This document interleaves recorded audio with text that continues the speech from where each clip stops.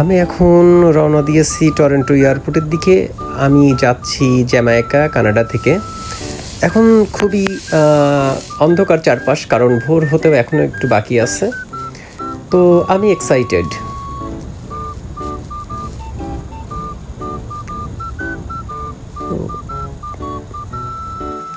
পৌঁছে গেছি টরন্টো এয়ারপোর্টে, প্রবেশ করছি ভেতরে। এটা আমার প্রথম জার্নি কানাডা থেকে অন্য কোনো দেশে, বাংলাদেশ ছাড়া। তো আমি আমার ফ্লাইট টাইমটা আবার চেক করছি। এরপরে কিছুক্ষণ এয়ারপোর্টের মধ্যে ঘোরাঘুরি করে আমি আমার নির্দিষ্ট সময় পর্যন্ত অপেক্ষা করছিলাম। তো টরন্টো এয়ারপোর্টটা যে খুব বেশি সময় নিয়ে আমার দেখা হয়েছে এর আগে তা না, আমি দেখার চেষ্টা করছিলাম। তো খুবই সুন্দর, যেটা আসলেই বলে শেষ করা যাবে না। হয়তো বুঝতে পারছেন কিছুটা হলেও দেখে। তো আমি আসলে এয়ারপোর্টের যেই পরিবেশটা, সেটা দেখে সত্যিই মুগ্ধ এবং আমি সত্যি আনন্দিত। তো সময় প্রায় শেষ। আমি চড়ে বসেছি আমার নির্দিষ্ট প্লেনে। এটা ছিল এয়ার কানাডা।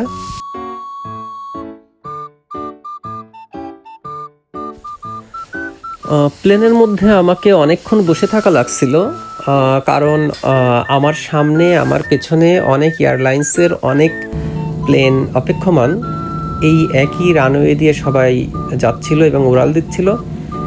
সবাই যে জ্যামাইকার উদ্দেশ্যে যাচ্ছে তা না, বিভিন্ন বিভিন্ন দেশে হয়তো ভিন্ন ভিন্ন প্লেন, ভিন্ন ভিন্ন এয়ারলাইন্সের ভিন্ন ভিন্ন ফ্লাইট এখান থেকে উড়াল দিচ্ছে। তো আমরাও অপেক্ষমান এবং আমাদের সামনে দিয়ে একের পর এক প্লেন উঠছে, তারা যাচ্ছে তাদের গন্তব্যের উদ্দেশ্যে। তো আমিও ঠিক তাদের মতোই, আমিও আমার গন্তব্যের উদ্দেশ্যে অপেক্ষা করছি।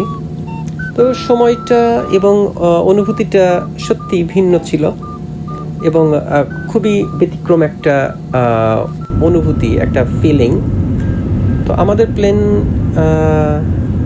মোটামুটি মুভ করা শুরু করেছে এবং কিছু সময়ের মধ্যে হয়তো আমিও উড়ে যাব টরন্টো এয়ারপোর্ট থেকে এবং এটা হবে আমার জ্যামাইকার উদ্দেশ্যে রওনা।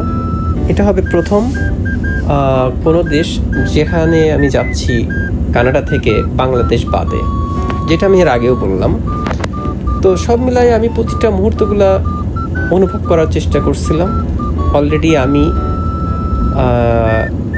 মোটামুটি উড়াল দেওয়ার পথে, অলরেডি আমি উড়ে গেছি। এখন আমি দেখব পাখির চোখে কানাডার টরন্টো শহরটা, ঠিক আপনারা আমার সাথে যেরকম দেখতে পারছেন। এবং এটা সত্যি অদ্ভুত এবং এটা সত্যি অবশ্যই আনন্দের একটা সময়, মুহূর্ত। তো এর মাঝে, এর ভেতরেও আমি অপেক্ষা করছি যে সেই দেশটা কেমন হবে। ক্যারিবিয়ান আইল্যান্ডের যেই দেশগুলো আছে, তো সেইগুলো সত্যিই আমাদের বিশেষ করে এশিয়া বা আপনার আমেরিকা এদের মতো না, এদের থেকে সম্পূর্ণই ভিন্ন। তো আমার জার্নি অলরেডি শুরু হয়ে গেছে আকাশপথে। আমি মেঘ ভেঙে আমি ছুটে চলেছি। আমি খুবই শিহরিত এবং প্রতিটা মুহূর্ত আমি এনজয় করছি। তো যেটা আসলে না বললেই না, বেশিরভাগ সময় বলতে আমি বোঝাচ্ছি যে প্রায় 90% সময় আমি আকাশে যখন ছিলাম, তখন আমি নিচের ভূমিগুলা দেখতে পেরেছি প্লেন থেকে। এটা একটা আশ্চর্য রকম বা ভিন্ন রকমের একটা জার্নি ছিল আমার জন্য। এটা ছিল প্রায় 3.5 ঘন্টা থেকে 4 ঘন্টার একটা ফ্লাইট। আর এটা যে খুব বড় প্লেন তা না, আমি জানি না কী কারণে আমি সম্পূর্ণ এই সময়টা দেখতে পেরেছি নিচের মানে স্থলভাগ। তো কিন্তু এটা ছিল আমার জন্য খুব মজার একটা সময়।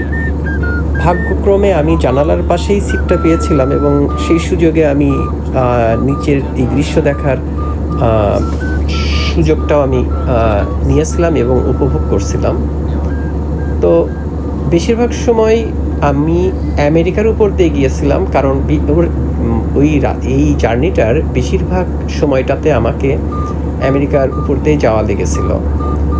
আর প্রায় বলা যায় যে 25% ছিলাম আমি কানাডার মধ্যে, আর 50% আমেরিকা, আর 25% হয়তো ক্যারিবিয়ান আইল্যান্ডের সেই রাষ্ট্রগুলোর উপর দিয়ে গেছি। তো মেঘ ভেঙে সাগরের উপর দিয়ে, তারপরে নিচের ভূমি দেখতে দেখতে, সাগর দেখতে দেখতে যাওয়ার একটা আলাদা রকমের অনুভূতি ছিল। এর মাঝে হঠাৎ বৃষ্টিরও দেখা পেয়েছিলাম। দেখতেই পারছেন জানালা ছুঁয়ে বৃষ্টি চলে যাচ্ছে। অনুভূতিগুলো অনুভব করতে করতে আমি কিন্তু অলরেডি জ্যামাইকার এয়ারপোর্টে পৌঁছে গেছি। সবুজ পাহাড়ে ঘেরা এয়ারপোর্ট এবং পাহাড়ের ভাঁজে ভাঁজে যেই বসতি বাড়ি, তার যে মনোমুগ্ধকর দৃশ্য সত্যি প্রথমে আমাকে মুগ্ধ করলো। এবং আমি আশা করছি যে সত্যি আমি ভিন্ন রকমের একটা অনুভূতি এবং একটা অভিজ্ঞতা পেতে যাচ্ছি এই জ্যামাইকা শহরে, এই জ্যামাইকার দেশে। তো আপনি দেখতে পারছেন যে আসলেই সবুজে সবুজ চারিপাশে। আমি আশা করছি আমার জ্যামাইকা এই ট্রাভেলটা অবশ্যই ভিন্ন রকমের একটা ট্রাভেল হবে। তো যতটা পারলাম এই ছোট্ট একটা জার্নি ছিল আকাশপথে, আপনাদের সাথে শেয়ার করলাম।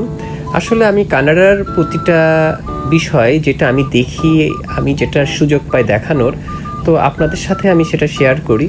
তো যদি ভালো লাগে, যদি দেখতে চান সব কিছু ছোটো ছোটো বিষয়গুলো, তো তাহলে সাবস্ক্রাইব করে সাথে থাকুন। ভালো থাকবেন সবাই।